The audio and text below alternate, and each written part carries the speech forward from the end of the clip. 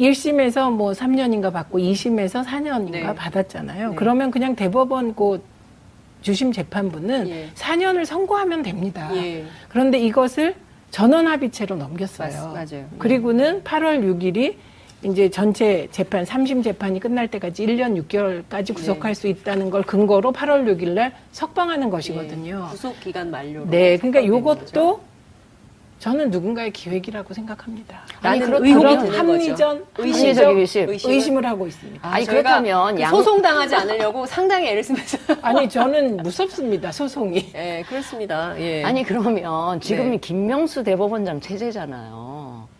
그 양승태 대법원장 체제에서 아까 네. 그 김기춘 실장 관련한 뭐 그런 게 있었다면 그런가 보다 그럴 수 있는데 지금은 김명수 대법원장 체제에서 이 대법원 뭐 전원 합의체로 넘어가고 이런 게 지금 김명수 대법원장 체제에서 진행되는 일인데 근데 왜냐하면요, 제가 이거 또 설명을 대법관. 조금 예. 드리자면 예, 예. 이게 이제 그 지금 시간이 막 여러 가지로 흐르기 때문에 우리가 다시 좀 복귀해서 봐야 되는 것이 이 파문 시작된 게 이제 판사 블랙리스트 때지 않습니까? 이제 이때 이거를 재판 거래 내역이 있냐 없냐라고 논란이 불거졌을 때 이 사법부 대법원에 대한 수사가 필요하냐 아니냐, 임종원 전 차장에 대해서 어떻게 해야 되느냐라는 여러 설왕설래가 있을 때 그때 고위 법관들, 그러니까 법원장들 그리고 부장판사들이 반대했어요. 이거 검찰이 수사하면 안 된다고. 그렇기 때문에 사실상 지금 김명수 대법원장 체제이기는 하나 양승태 대법원 시절에 임명된 분들이 사람들이고요. 다 고위법관에 있는 겁니다. 대법관으로.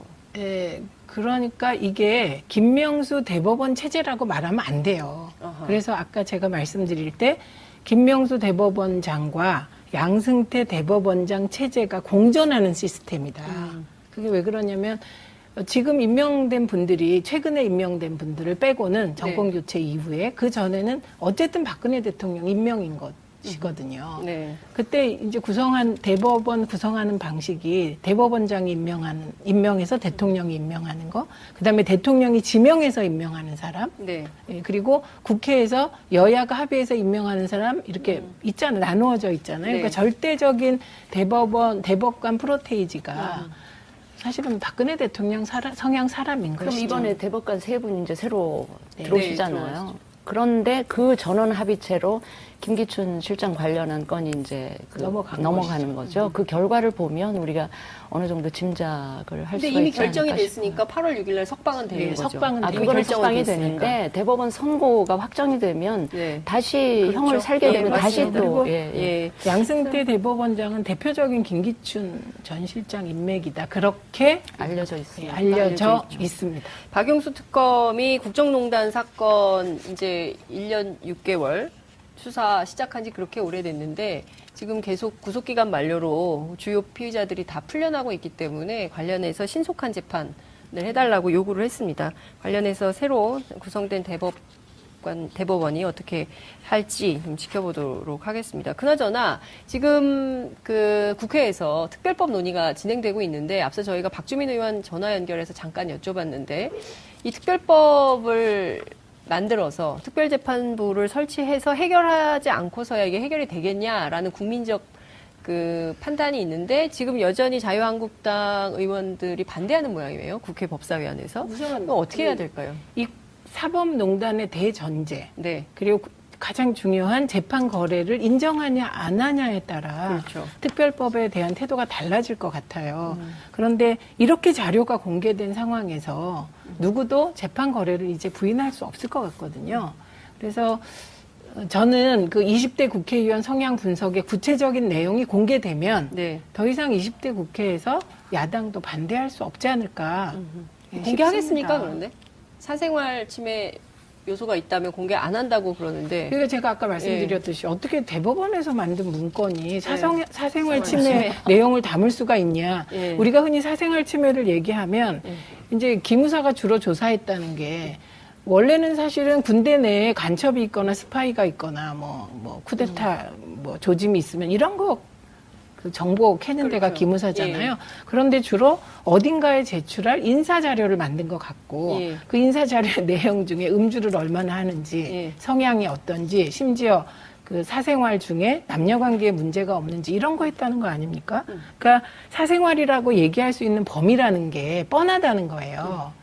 재산관계, 네. 여성 문제, 뭐 등등. 네. 예, 이런 게, 그렇죠. 예, 네. 그게 대법원에서 뭐 그런 거 조사했을 리가 없기 때문에 개인정보에 저촉되는 내용이 있다는 부분이 사실은 저는 그 자료를 보기 전에는 믿기가 좀 어렵습니다. 그러니까 국회의원들이 스스로 나서서 공개해라 이렇게 할 필요도 있는 거 아닌가 싶은데 진수 의원님 어떻게 생각하세요?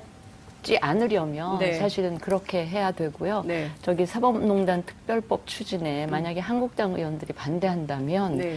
그 문건의 내용 중에 상당수가 한국당 의원들이 포함되어 있는 거 아니야라는 의심을 국민들이 할 수도 있기 때문에 저는 한국당이 이 부분에 대해서는 좀 전향적으로 생각을 했으면 좋겠고요. 또 김병준 비대위원장이 또 당의 혁신, 뭐 새로운 가치 이런 거를 지금 천명한 네. 마당에서는 당도 과거와는 다른 입장을 보여주는 게 국민들 신뢰를 회복하는 그러니까 첫 그 시작이 아닐까 싶습니다. 그리고 국민들이 정치가 결국 민심을 반영하는 그렇죠. 거거든요. 근데 누구의 민심을 반영하냐. 이제 이래서 정파가 나뉘는 건데 이 사법농단에 대해서는 저는 어떤 국민들도 분노하지 않는 국민을 못 봤어요. 그러니까 이제 저러실 이유가 없는 것 같고요. 특히 이번에 이게 그 고등학생들이 얘기를 하는데 막 깔깔대며 웃어요. 그래서 왜 그런가 했더니 네. 저 판사 아저씨들이 자기 머리 못 깎는 거래 이러면서 아, 아이들이요. 예. 그런 정도의 사안이 돼버렸어요. 그러니까 예. 사법부는 늘 왜 신뢰도 조사하다 보면 그렇죠. 사법부가 1위고 시민단체가 2위고 예, 예. 국회는 꼴찌고 막 예, 이렇지 맞습니다. 않았습니까? 예, 예, 예. 근데 이제 그런 조사에 사법부는 넣을 수도 없게 된 상황이니까요. 네. 그래서 그리고 어쩜 그렇게 그 구속영장을 그렇게 그렇습니다. 그냥 기각을 기각을 그렇게 용감하게 하실까? 예. 좀 저는 그것도 좀 근데 우선 이 양승태 대법원장 말씀입니다. 이분 지금 뭐 저 출국 금지되어 있는 상황이긴 한데요. 두 분 박병대 전 처장하고 이 증거인멸의 위험이 있으면 어떻게 해야 됩니까? 그래서 구속하는 것이죠. 그렇죠. 예. 근데 아직 뭐 아무런 조처가 없어요. 그리고 그 부분에 대해서 징계도 없고 직위해제도 없고 그러니까 이 국민들은 이슈가 나온 예. 시점부터 지금까지 상당한 굉장히 시간이 오래됐죠. 흘렀단 말이에요. 그리고 아마 대법원은 미리 이거 알고 있었던 거 아닙니까? 그러니까 증거인멸을 할 요령이었으면 이미 다 하고도 근데 남았을 요새는 시간이 흘렀기 때문에 증거인멸을 할 방법이 없습니다. 왜냐하면 디가우징에도 다 그 디가우징 방식 중에 네. 우리가 이제 흔히 영화에서 예. 그 망치를 가지고 예. USB를 때리잖아요. 예. 그리고 그 하드디스크를 때리는데 그것도 복원이 된답니다. 음. 그러니까 증거인멸은 끝이 없다. 또한 증거를 복원하는 방법도 끝없이 개발된다. 이런 것 같아요. 알겠습니다. 저희 하여튼 이 문제는 저희가 이제 계속 지금 공개되지 않은 문건에 대한 공개도 국민들은 요구하고 있기 때문에요.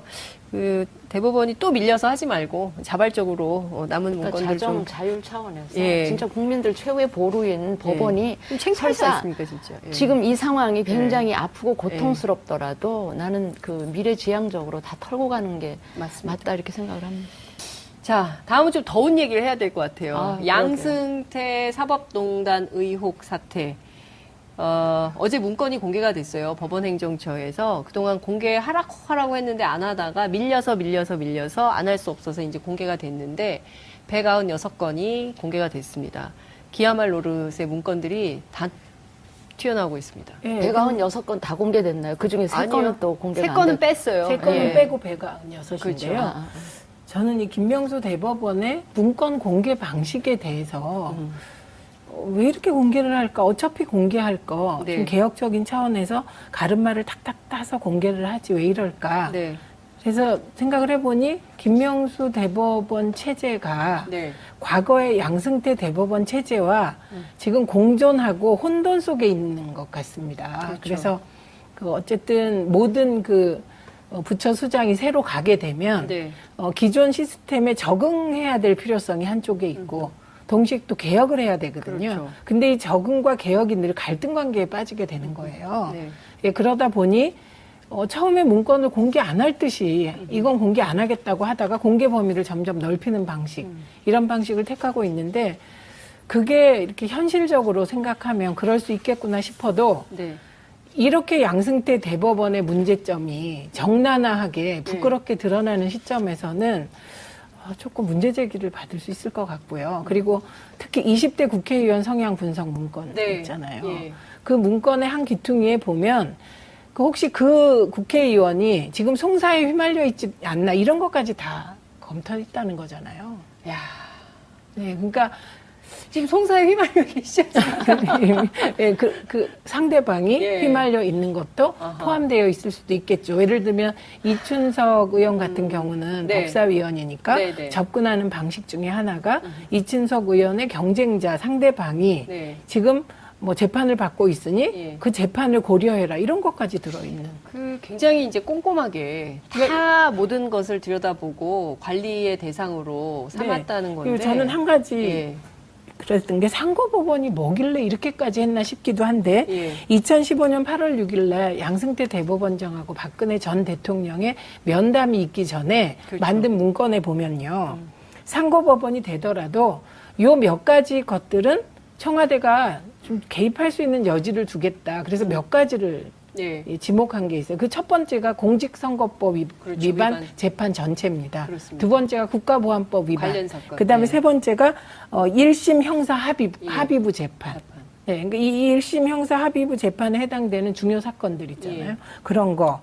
이것들은 청와대가 직접 개입할 수 있게 하겠다라는 것이 들어가 있으니까 이거는 그냥 그 그러니까- 사법부 독립이라는 근데- 개념이 아예 없는 게 근데 아닐까 저는 싶어요. 이게 구체적인 걸 들어가기 전이라도 예. 저는 제가 이게 정파를 떠나서 국민의 입장에서 굉장히 참담하고 우리나라의 그래도 최후의 보루라고 할 수 있는 이 법원까지도 이랬다는 것인가 싶어서 굉장히 참담함을 금치 못하겠는데 우리가 통상 이제 3부가 있잖아. 입법부, 네. 행정부, 사법부. 그러면 그렇습니다. 입법부나 행정부에 대해서는 우리 국민들이 그냥 그 비판도 많이 하고 욕도 많이 하잖아요. 네. 예, 뭐 잘못되는 거예요.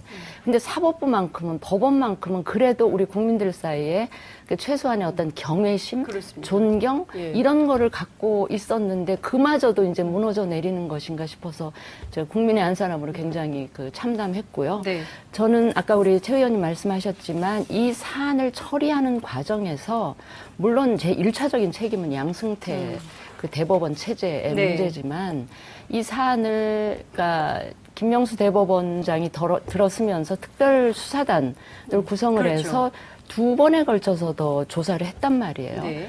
그런데도 이제 그걸 다 알았을 거 아닙니까? 예. 알았는데 왜 국민이 납득하기, 이해하기 힘든 방식으로 이렇게 문건을 떠밀려서 네. 공개할 수밖에 없었는가 하는 현실적인 제약을 이해는 하지만 저는 여전히 김명수 대법원 체제도 네.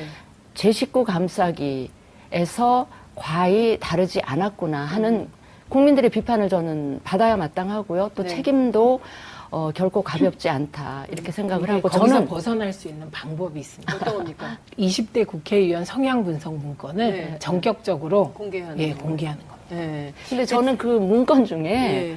국민들은 이기적인 존재고 예. 이 법원 네. 그 이제 판사들은 예. 굉장히 이성적인 존재. 예.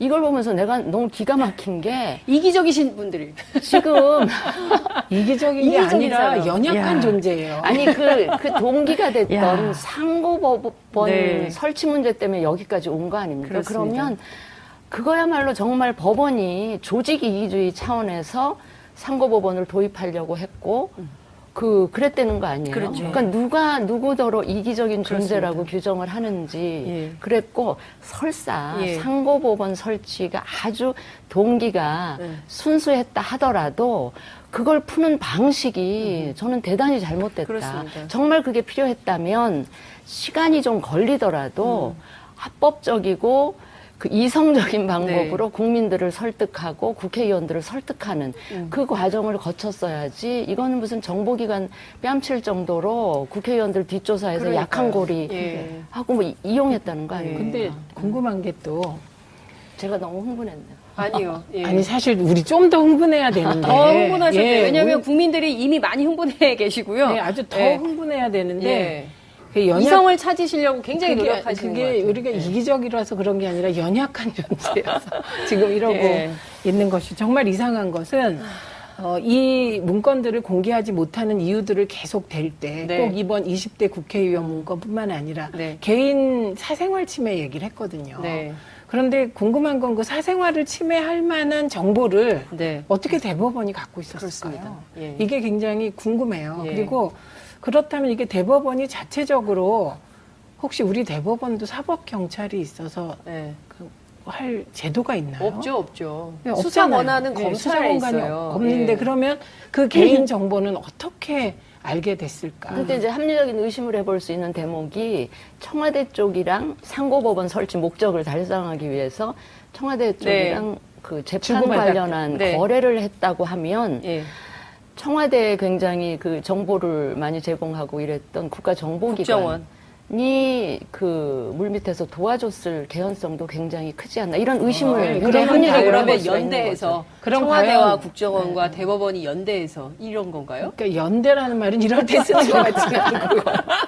그건 아닌 것 같고 네. 지금 국가정보원을 찍으셨지만 우리가 흔히 정보를 접할 수 있는 데는 국가정보원뿐만이 아니잖아요. 그렇죠. 최근에 나오고 있는 뭐 기무사도 기무사, 있습니다. 경찰도 그다음에 있고, 경찰도 예, 있습니다. 예.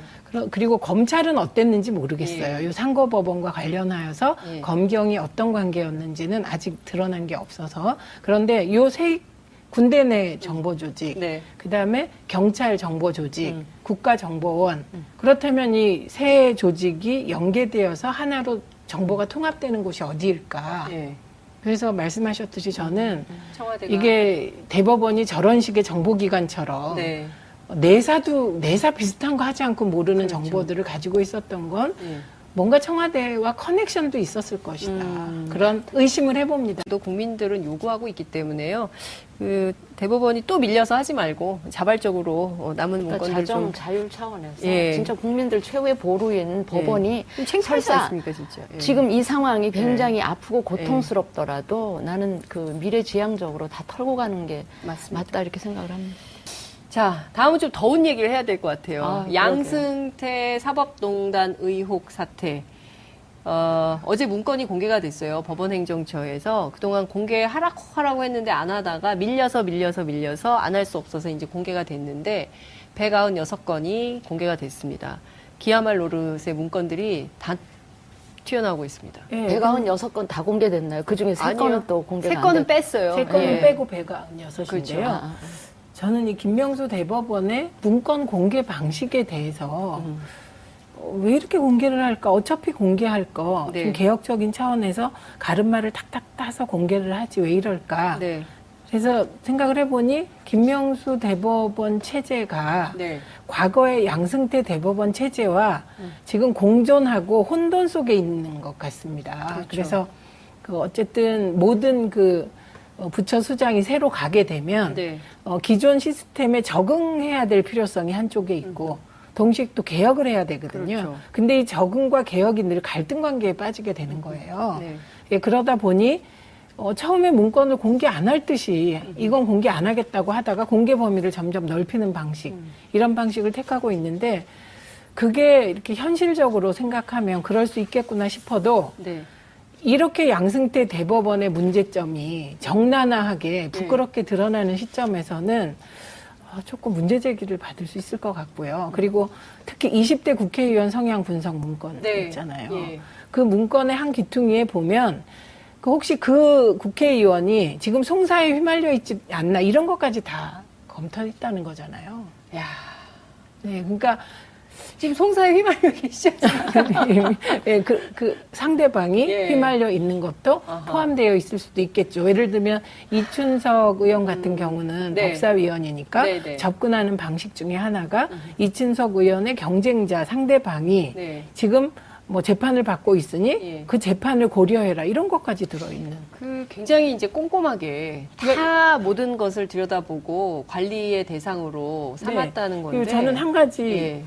그랬던 게 상고법원이 뭐길래 이렇게까지 했나 싶기도 한데 예. 이 어느 정도 짐작을 할 근데 수가 이미 있지 결정이 않을까 됐으니까 8월 6일 날 석방은 되는 네, 거죠. 석방은 아, 이미 그거는 결정은 석방이 됐으니까. 되는데 대법원 선고가 확정이 되면 네. 다시 그렇죠. 형을 살게 예, 되면 다시 맞습니다. 또 그리고 예. 양승태 대법원장은 대표적인 김기춘 전 실장 인맥이다. 그렇게 알려져 있습니다. 알려져 있죠. 있습니다. 박용수 특검이 국정농단 사건 이제 1년 6개월 수사 시작한 지 그렇게 오래됐는데 지금 계속 구속기간 만료로 주요 피의자들이 다 풀려나고 있기 때문에 관련해서 신속한 재판을 해달라고 요구를 했습니다. 관련해서 새로 구성된 대법원이 어떻게 할지 좀 지켜보도록 하겠습니다. 그나저나 지금 그 국회에서 특별법 논의가 진행되고 있는데 앞서 저희가 박주민 의원 전화 연결해서 잠깐 여쭤봤는데 이 특별법을 만들어서 특별재판부를 설치해서 해결하지 않고서야 이게 해결이 되겠냐라는 국민적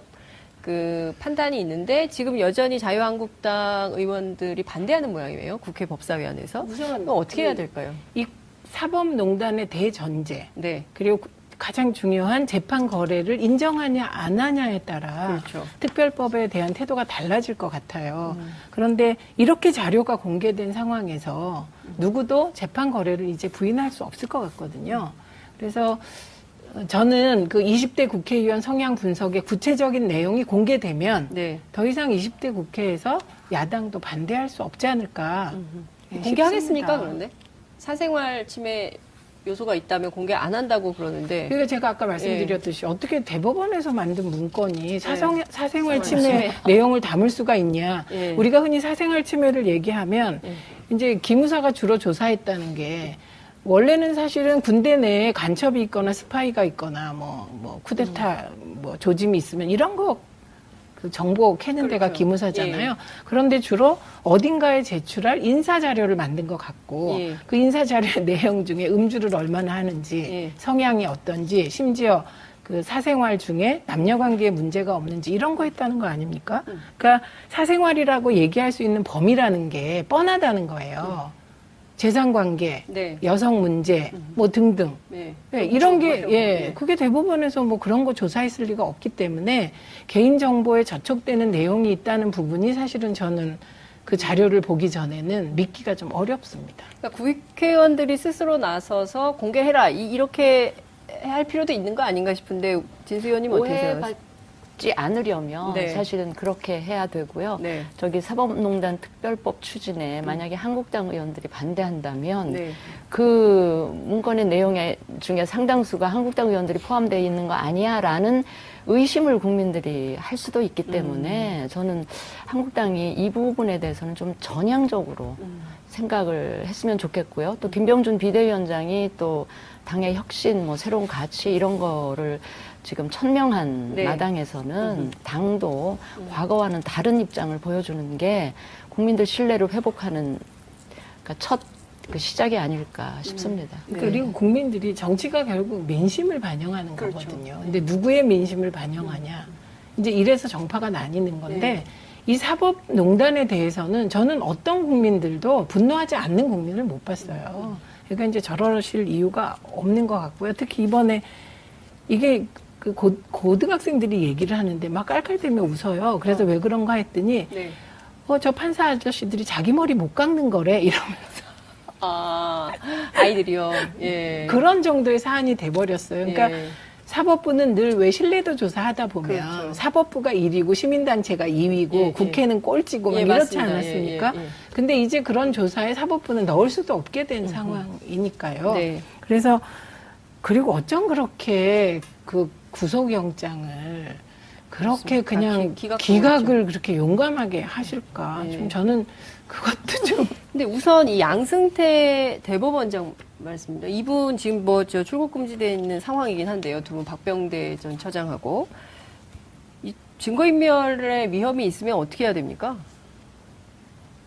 그래서 구속하는 것이죠. 그렇죠. 예.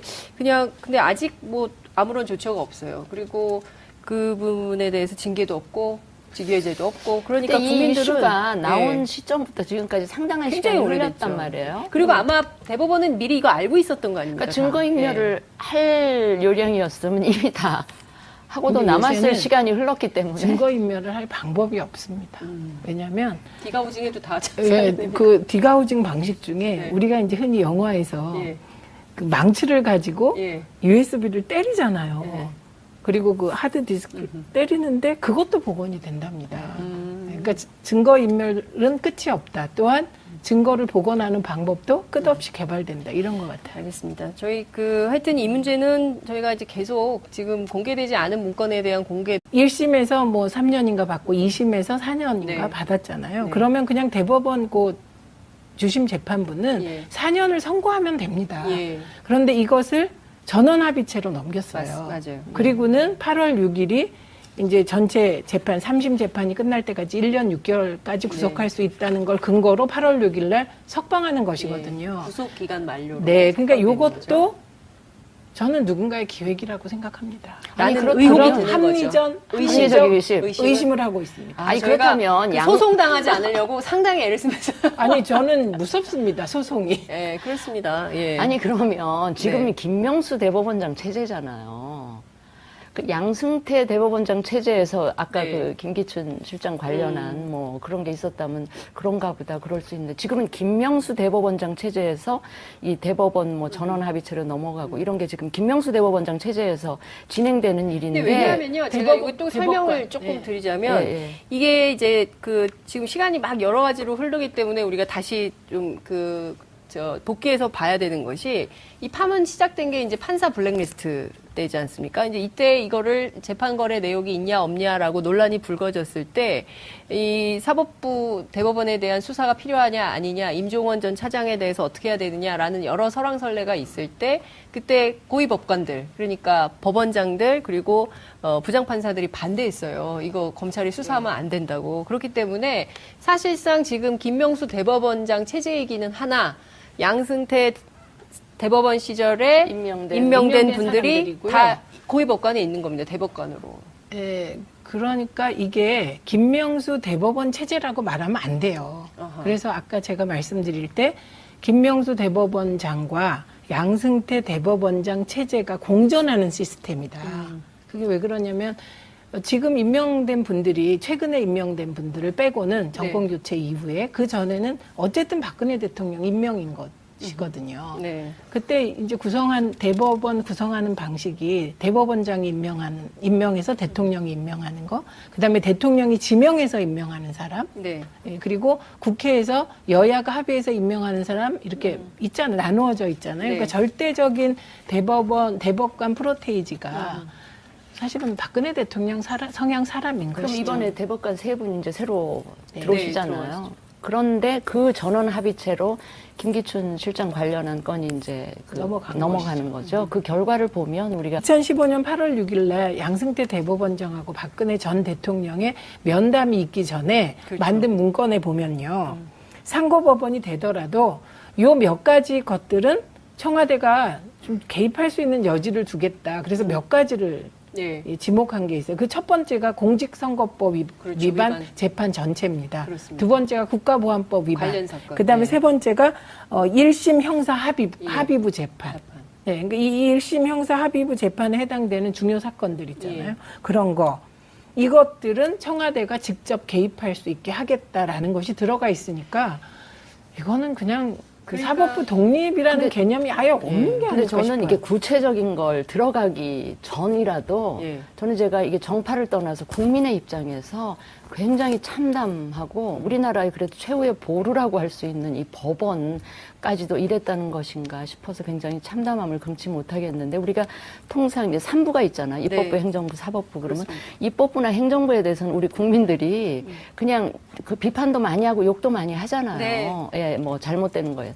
근데 사법부만큼은 법원만큼은 그래도 우리 국민들 사이에 그 최소한의 어떤 경외심, 그렇습니다. 존경 예. 이런 거를 갖고 있었는데 그마저도 이제 무너져 내리는 것인가 싶어서 저 국민의 한 사람으로 굉장히 그 참담했고요. 네. 저는 아까 우리 최 의원님 말씀하셨지만 이 사안을 처리하는 과정에서 물론 제 1차적인 책임은 양승태 그 대법원 체제의 네. 문제지만 이 사안을 그러니까 김명수 대법원장이 들었으면서 특별수사단을 구성을 그렇죠. 해서 2번에 걸쳐서 더 조사를 했단 말이에요. 네.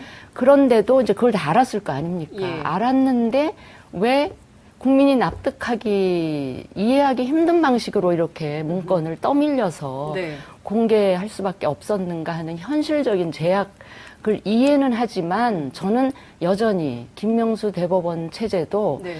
제 식구 감싸기에서 과히 다르지 않았구나 하는 국민들의 비판을 저는 받아야 마땅하고요. 또 네. 책임도 결코 가볍지 않다 이렇게 생각을 근데 하고 거기서 저는 벗어날 수 있는 방법이 있습니다. 어떤 겁니까? 20대 국회의원 성향 분석 문건을 네. 전격적으로 공개하는 거. 공개하는 겁니다. 네. 근데 저는 그 문건 중에 예. 국민들은 이기적인 존재고 예. 이 법원 네. 그 이제 판사들은 예. 굉장히 이성적인 존재 예. 이걸 보면서 내가 너무 기가 막힌 게 이기적이신 분들이.